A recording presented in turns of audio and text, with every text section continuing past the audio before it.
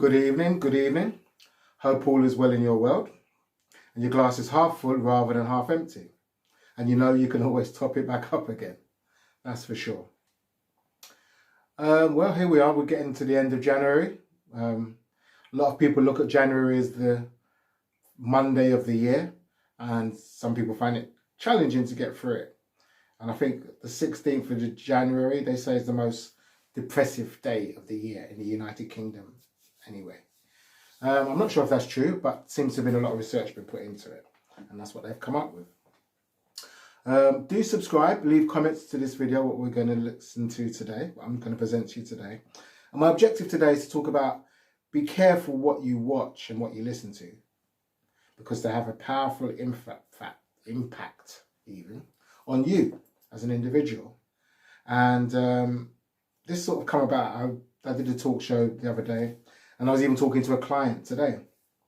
We were talking about what you watch and what you take on board, as in what you listen to from people that you know or you don't necessarily know very well, and how counsellors are trained to walk with people side by side and have empathy rather than having sympathy, as in walking in their shoes. And then obviously when the client leaves you, you could be drained. So that came up in an interview that I did, and it made me think about it, how we're taught as counsellors to be able to differentiate between the two.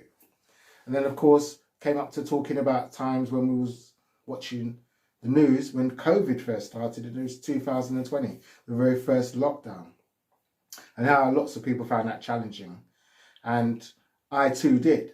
And for the first week I was watching the news like it was some new religion that was going to give me money every day, for example. I was addicted to it, for want of a better words. But then I realised it was making me feel drained, it was making me feel depressed, it was making me feel unhappy. And at the same time, I was still trying to support myself and support others.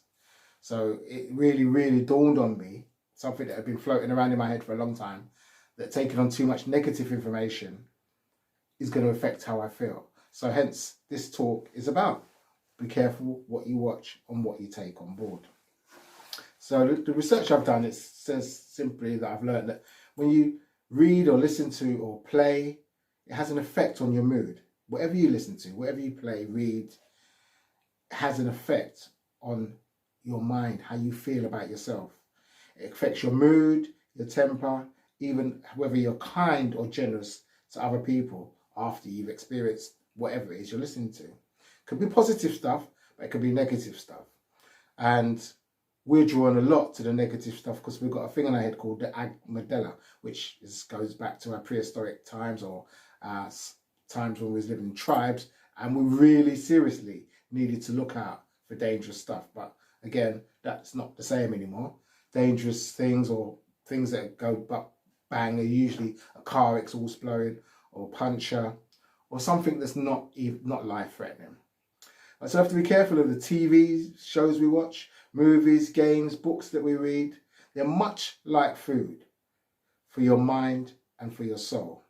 Some are like donuts. They feel good at the time, but when you've digested it and the sugars are kicked in and then the sugars have gone out, you feel cranky afterwards. This is the effects that some of these things can have on us that we take on board. So violent scenes in movies, angry songs can make people feel depressed. The research has shown that if you watch news stories, it increases your level of depression, or how you're likely to feel depressed, and your mood and your anxiety to higher levels. Brings them onto higher levels. So just by watching TV news that's not nice to watch, some of them, or a lot of it most of the time, increases your ability to be moody, depressed, and have anxiety, and become more catastrophic in your thinking. That's powerful stuff. So you could take that out of your life simply by being much carefuler, or cautious, should I say, on what you watch, what you listen to, what you read, and what kind of people you allow to associate around you.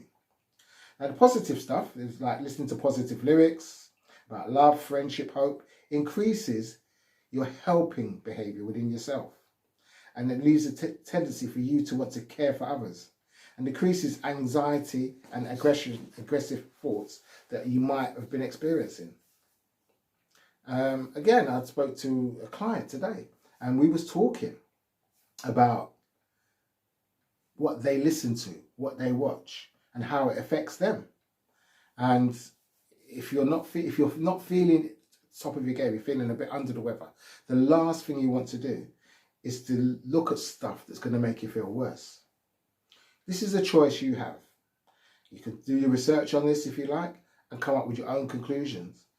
But positive atmosphere, positive situations tend to lead to positive thoughts. So, till next 2 weeks' time, do take care of yourself. Leave comments, subscribe to my YouTube channel. If you see me on Facebook or whatever social media you come across me on, do leave a comment or a like and share with friends and family. Because some people don't get to hear nothing like this. They're just living in their own little bubbles. And simple little tweaks in their life can change how they feel about themselves and how they get up and face the world. So, take care of yourself. Bye for now.